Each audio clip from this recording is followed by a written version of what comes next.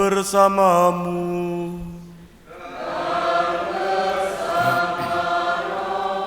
Inilah Injil suci menurut Yohanes. Dimuliakanlah Tuhan. Sekali peristiwa, Yohanes berdiri di tempat ia membaptis orang di sungai Yordan bersama dengan 2 orang muridnya. Ketika melihat Yesus lewat, Yohanes berkata, "Lihatlah anak domba Allah." Mendengar apa yang dikatakan Yohanes, kedua murid itu pergi mengikuti Yesus. Tetapi Yesus menoleh ke belakang. Melihat bahwa mereka mengikuti Dia, Yesus lalu berkata kepada mereka, "Apakah yang kamu cari?" Kata mereka kepada Yesus, "Rabi, di manakah engkau tinggal?" Yesus berkata kepada mereka, "Marilah dan kamu akan melihatnya." Mereka pun datang dan melihat di mana Yesus tinggal. Dan hari itu mereka tinggal bersama-sama dengan Dia. Waktu itu kira-kira pukul 4.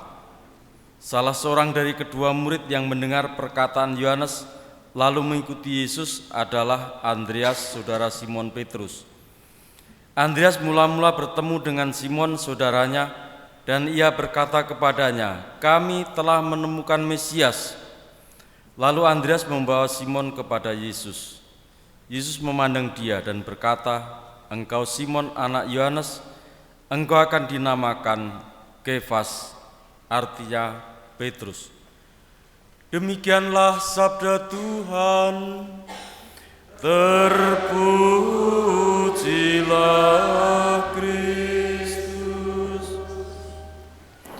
Saudara sekalian, Eli dan Yohanes Pembaptis, 2 tokoh yang sama-sama menjelaskan, menyerukan, dan mewartakan sabda Tuhan.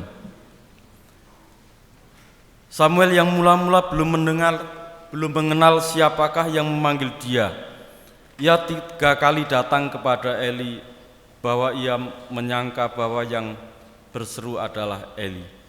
Tetapi Eli yang semula juga tidak tanggap kemudian menjelaskan kepada Samuel untuk mendengarkan bahwa dia yang memanggil adalah Tuhan, dan Samuel diajari untuk menjawab panggilan itu, "Bersabdalah ya Tuhan, aku mendengarkan." Dan dikatakan dalam perjalanannya Samuel semakin bertambah besar dan Tuhan menyertai dia. Tidak ada satupun dari firman Tuhan itu yang dibiarkannya gugur. Kedua murid Yohanes yang ditunjukkan kepada Yesus, "Lihatlah anak domba Allah," dan mereka keduanya mengikuti Yesus. Saudara sekalian, ketika Yesus melihat, Yesus bertanya kepada mereka, "Apa yang kamu cari?" Mereka tetap bingung toh, apa yang mereka cari. Saudara-saudara, kalau ditanya, "Sampai do ning gereja golek apa?" Hah? Golek apa? Tahun 80-an ada buku Ikutilah Aku atau Piwulang Cekak Katolik. Itu untuk orang-orang yang mau jadi Katolik, ya, para katekumen. Masih ingat? Atau Bapak Ibu sudah sekalian baptis bayi semua? Syukurlah. Mulane ra mudeng baptis bayi. Baptis tua ngono kan golek ngilmu Katolik ngono tenanan. Sampai diwarisi iki mbuh do ra mirengke saja. Jadi apa yang kamu cari? Menurut buku itu, mengikuti Yesus, kok golek Yesus. Apa yang kamu cari mengikuti Yesus?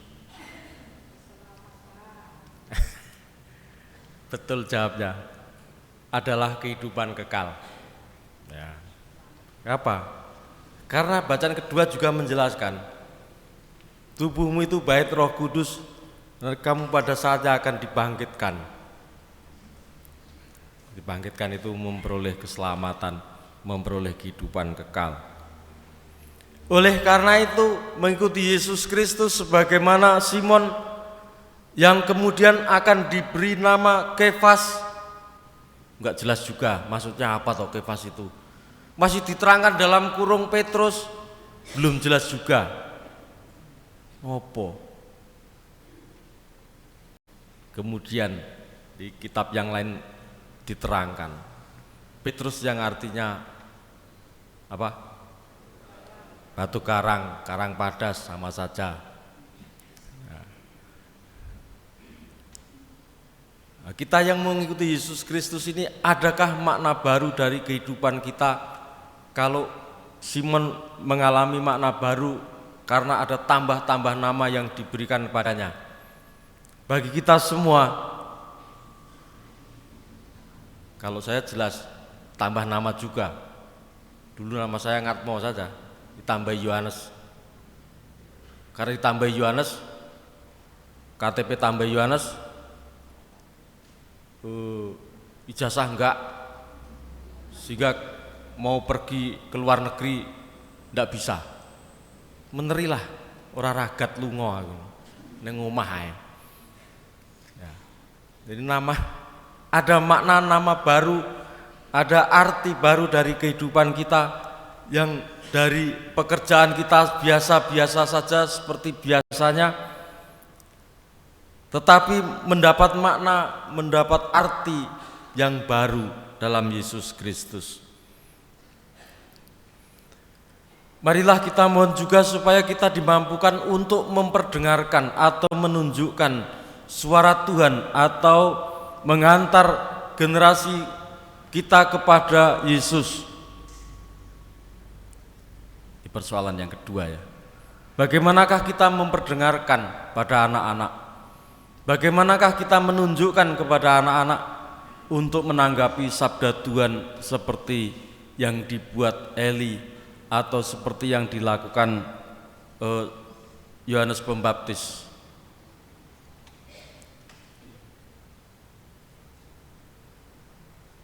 Tahun ini sudah dimulai lagi misa lingkungan, diharapkan ya. Jangan yang datang itu yang tua-tua saja.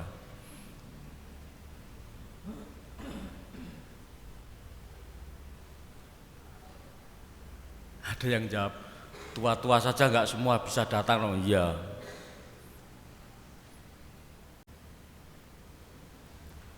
Tapi diharapkan namanya misa lingkungan ya, semua hadir. Biar kelihatan, oh lingkungan ini katakanlah 20 tahun lagi masih ada manusia. Sing teko sing wis sepuh-sepuh kae, sing wis watu-watu.